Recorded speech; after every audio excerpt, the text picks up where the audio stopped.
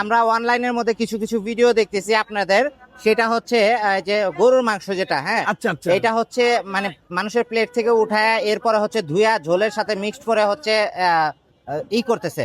এই খাবারগুলাই নাকি আপনারা নিয়ে আসেন, কথা কি সত্য? শুনেন, আমি এখানে এই যে ব্যবসা করতেছি, আমাকে এখান থেকে 1 মিনিট কোন জায়গায় লড়চড় দেখতে পারছেন? আপনারা তো আগে পরেও আইছে, হ্যাঁ। কোন জায়গায় লড়চড়ও দেখতেছেন না।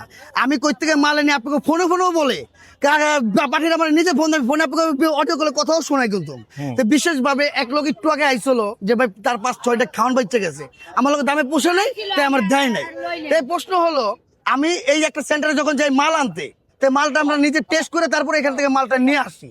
তো বিশেষভাবে এই যে আপনারা যদি বলেন যে আমি খাই থেকে, আমি নিজে না খাইতে বলে আরেকটা মানুষটা কেমনে খাওয়াবো, এটা তো বলতে হবে। তো ভাই আমি তো নিজে খাই তারপরে মালটা এখানে আনি, আপনাকে সন্দেহ দূর করার জন্য আমি নিজে খাইও টেস্ট করে দেখাই। তো জুট হলে আমি নিজে খেতে পারবো না, আরেকজনে কেন খাবো? এটা তো কুকুরের খাবার, কেন আমি ওইটা মানুষকে খাওয়াইতে যাবো? জিনিসটা একটু যাচাই করেন, জাস্টিফাইড দেখেন যে আমরা কোন জিনিসটা কিভাবে আনি, জাস্টিফাইড দেখলে আপনারা বুঝতে পারবেন।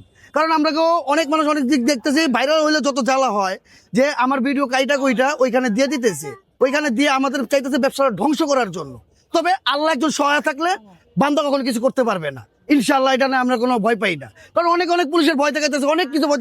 আমরা তো ছোট থেকেই ব্যবসা করতেছি, এটি নষ্ট হলে তো আগেই নষ্ট হইতো। কারণ দেশে কি আইন নাই? দেশে তো পুলিশ প্রশাসন আছে, তো কেন তো সমালোচনা চলতেছে?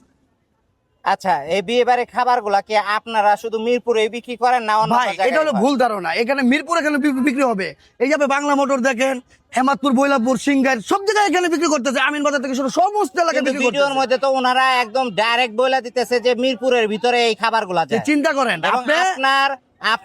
আপনার ছবি ভিডিও ব্যবহার করতেছে, এই যে খালার ভিডিও ব্যবহার করতেছে, রাহাতের ভিডিও ব্যবহার করতেছে। আচ্ছা আচ্ছা, এখন আমার মনে করেন মুখ খারাপ করে কোনো কথা বলার দরকার নেই, যা বলছি। এখন যারা এটি করতেছে, আসলে আমি আরেকটা কিছু কিছু ভিডিওতে বলছি, তাদের আসলে কি বলবো, এখানে আমার কোনো ভাষা পাইতেছি না। যারা বলতেছে আল্লাহ তাআলা, আমিও একটা কথাই জানি যে ভাই আমি সঠিকভাবে ব্যবসা করতেছি। এখানে 5 টাকাতে মাল কিনাই না, 2 টাকা লাভের এখানে ব্যবসা করার জন্য এখানে বইছি। সেই ক্ষেত্রে কিছু কিছু লোকেরা দেখতেছি এই ভিডিওটি নিয়ে অনেক ঝামেলা করতেছে যে আমরা এইসব টুকায় মুখে আনি, আনি, ওইটা আনি।